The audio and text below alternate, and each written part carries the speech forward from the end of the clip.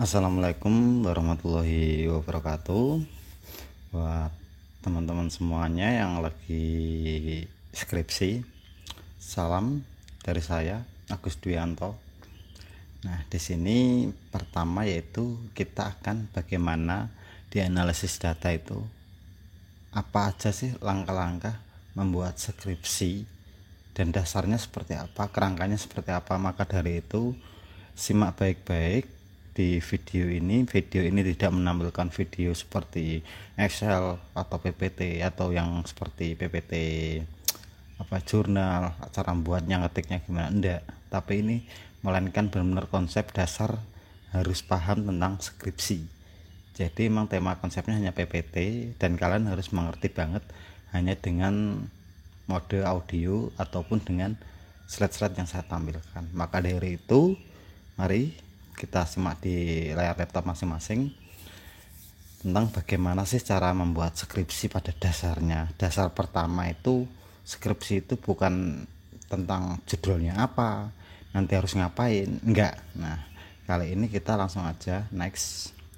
Nah, dasar pembuatan proposal skripsi yaitu adalah tentang bagaimana kita nyari-nyari bahan, yaitu bisa dari Google. Nah, data diambil dari beberapa referensi Google atau jurnal, nah atau pustaka kampus, referensi judul seperti atau Dosbing. Mungkin konsul, kalian pasti tahu kalau Dosbing konsul itu kita harus ngapain aja. Nah, itu yang perlu kita utamakan, karena ketentuan judul kadang kita sudah membuat banyak tapi Dosbing tidak ACC, kasihan juga di kalian. Nah, seperti itu.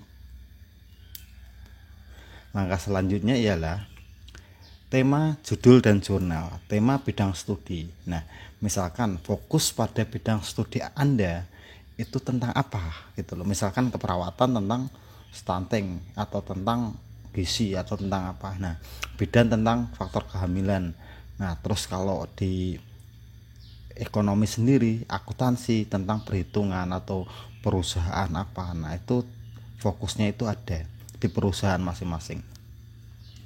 Terus untuk jurnal utama, acuan penelitian itu bukan kita sebenarnya dari judul. Judul itu hanya untuk referensi, mengarahkan kita untuk mencari bahan-bahan yang harus kita siapkan. Nah, acuan dalam penelitian yaitu jurnal utama. Nah, setelah jurnal utama, kita ngumpulin lagi yaitu jurnal pendukung. Jurnal utama itu yang jurnal terbaru.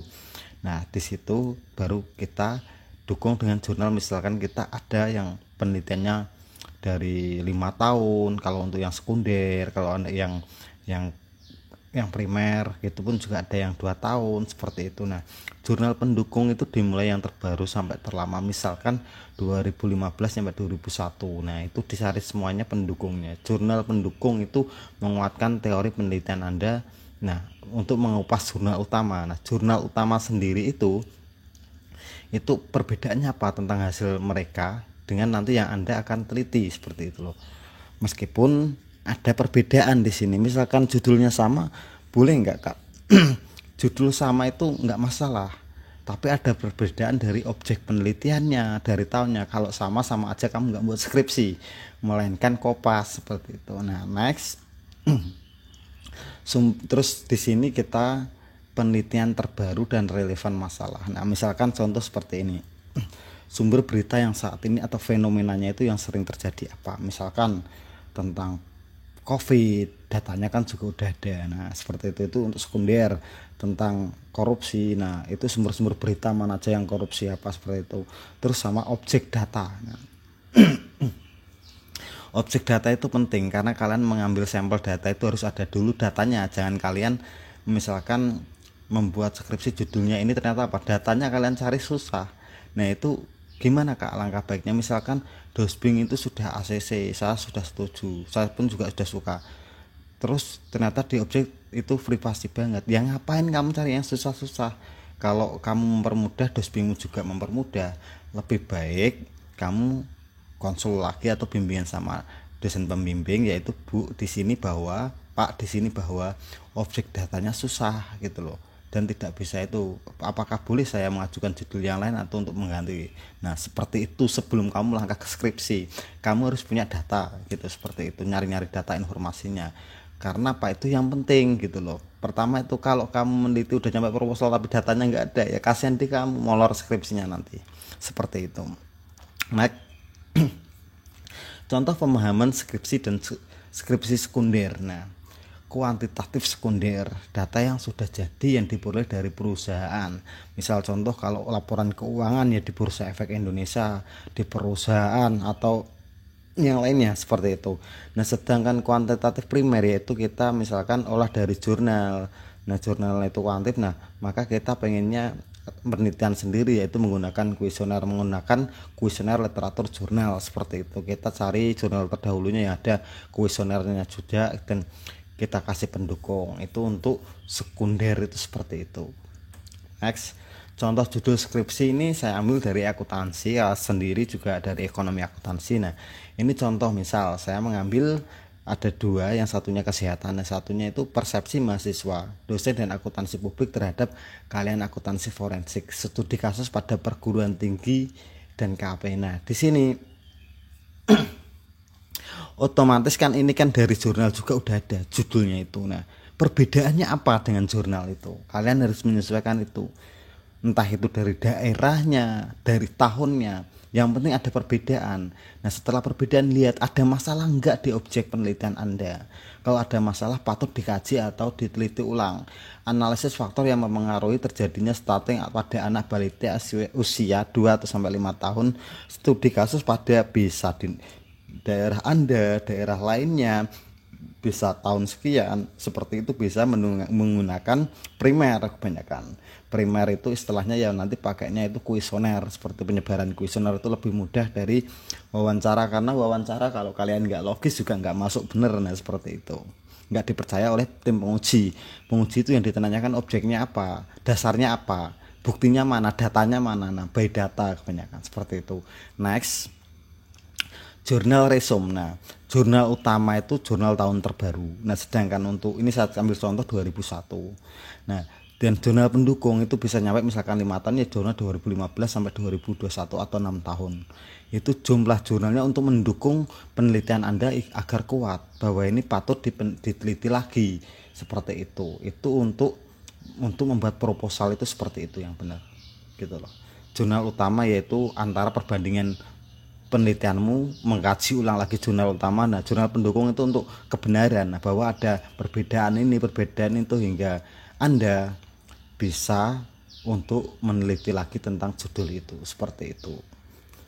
Next, nah cara resume jurnalnya itu bagaimana sih Kak? Nah untuk cara resume itu sangat mudah banget. Nah sangat mudah itu di sini misalkan riset gap tahun itu jurnal utama. Nah terus temanya apa, tema itu sama semua, jurnal 1 sampai pendukung 7 itu jurnal itu judulnya sama, pokoknya tema itu temanya sama. Nah indikatornya mungkin ada yang berbeda, cari yang sama. Baru alat uji ada perbedaan. Nah tapi acuanmu pakai alat uji di jurnal utama. Misalkan jurnal utama alat ujinya SPSS, ya udah pakai yang SPSS gitu loh. Itu kan mempermudah kalian. Nah dengan pendukungnya apa aja di sini nih, di situ itu cara ngeresum jurnal untuk pengajuan proposal Anda gitu, bahwa ternyata di sini ada masalah seperti ini seperti itu, hingga Anda bisa memahami proposal Anda sendiri, seperti itu. Next, nah cara mulai membuat proposal. Nah ini nanti cara mulai membuat proposal nanti di step berikutnya. Jadi teman-teman yang perlu Anda pahami itu yaitu ini. Pertama, kumpulkan jurnal. Misalkan Anda sudah punya dari bimbingan itu, kamu ngambil pajak aja, ya udah jurnal utama pajak yang terbaru apa, ada permasalahan apa di situ. Nah terus jurnal pendukungnya taruhlah 5 tahun atau 3 tahun gitu. Nah pemahamannya gini, misalkan Anda apa itu biar mudah ketika di sekunder penelitiannya Anda kuat, itu harus ada perbedaan tahun.